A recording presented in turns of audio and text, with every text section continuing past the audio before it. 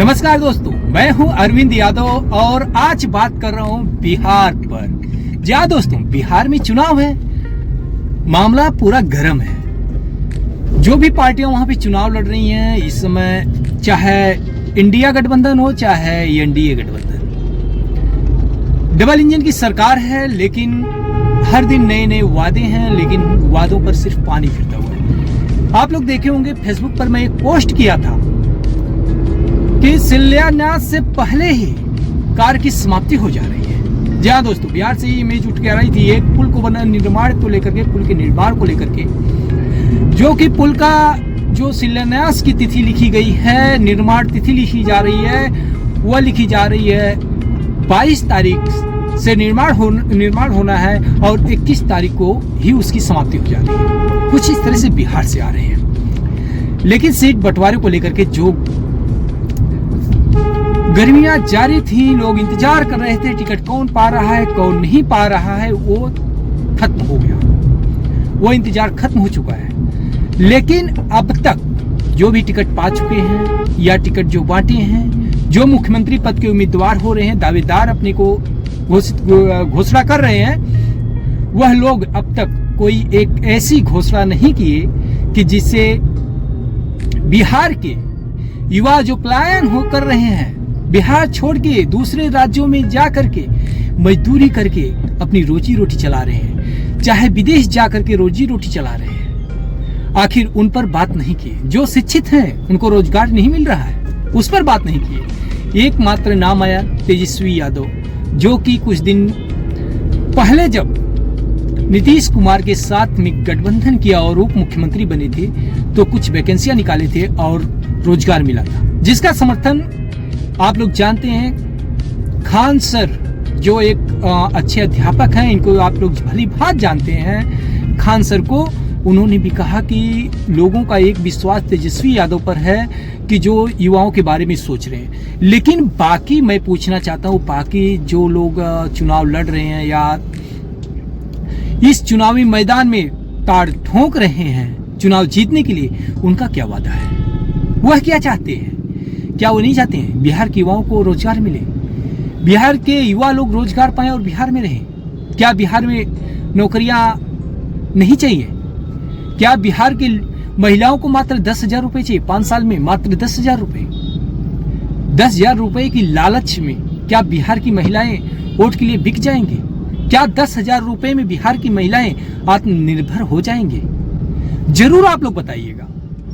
मैं सिर्फ एक ही बात पूछना चाहूंगा, जो आपको 10,000 रुपए बिहार की महिलाओं को दिए हैं कि एक महिलाओं को 10,000 रुपए दे रहे हैं, आप मुझे सिर्फ एक ही बात बताइएगा कमेंट बॉक्स में। आज धनतेरस का पर्व है, सोना 1,20,000 से पार हो चुका है तोला।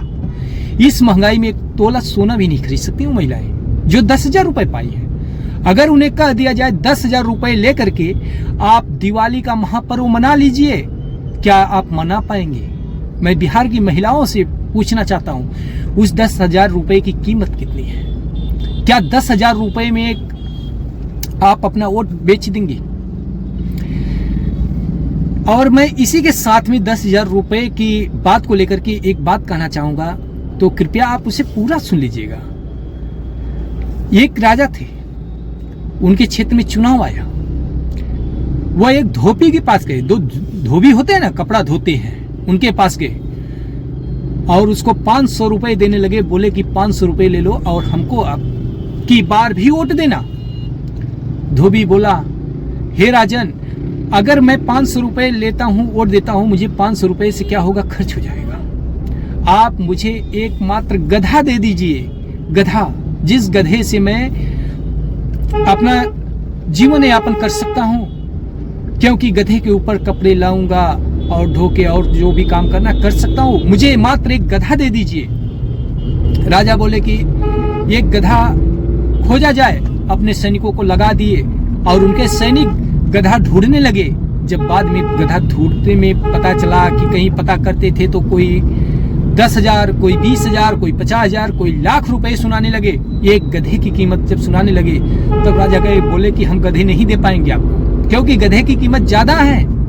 तो वह धोबी उनसे एक ही सवाल पूछा, हे राजन, मुझे एक ही बात बता दीजिए, जब 500 रुपए में आपको एक गधा नहीं मिला, 10,000 रुपए में गधा नहीं मिला, तो मैं 500 में अपना वोट दे दूं?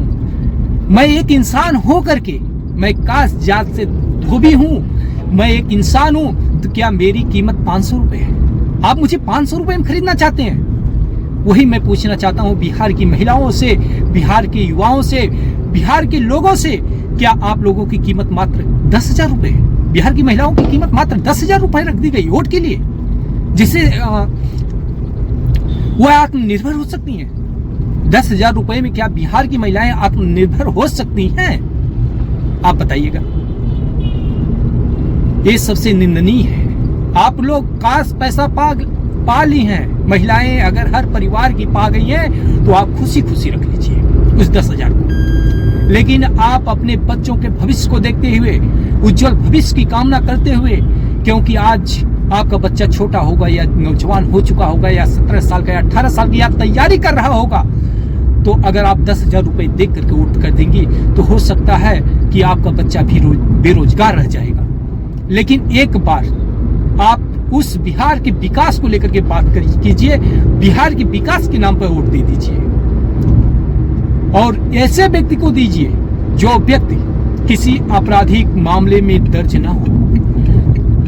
अगर अधिकतर मैंने देखा बिहार में कितने प्रत्याशी ऐसे हैं जो विधानसभा के चुनाव लड़ रहे हैं, मैं जल्द ही पूरी नोटिफिकेशन के साथ में, मतलब निकाल रहा हूँ, हिस्ट्री निकल जा रही है, मैं एक एक करके सबका मैं दिखा दूंगा किसके ऊपर कौन से आपराधिक मामले दर्ज हैं। और सबसे ज्यादा मामले जो दर्ज हैं बिहार में, मैंने देखा जो विधानसभा के चुनाव लड़ रहे हैं कुछ लोग, उनके ऊपर SC ST के मुकदमे ज्यादा है, जात सूचक शब्दों की ज्यादा है, और उसमें कितने IPC की धाराओं से हैं। तो आप लोग सोचिए कि ऐसे लोगों को आप लोग विधायक जब बनाएंगे, मंत्री बनाएंगे, सरकार में लाएंगे, तो आपका क्या विकास होगा भैया?